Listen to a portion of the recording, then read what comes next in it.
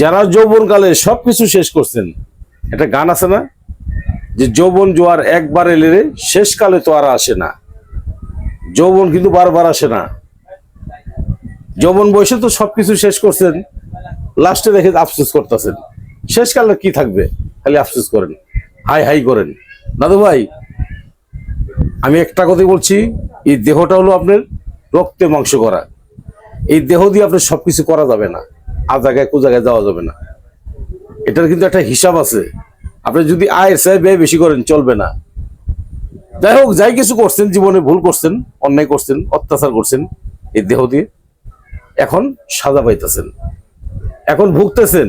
আমি আপনাকে অনুরোধ করি, যারা যৌন সমস্যায় ভুগতেছেন, দয়া করে আসেন আমার কাছে, জামালপুর রেল স্টেশন। আমি মোহাম্মদ বেলাল কবিরাজ, আমার সাথে পরামর্শ নেন।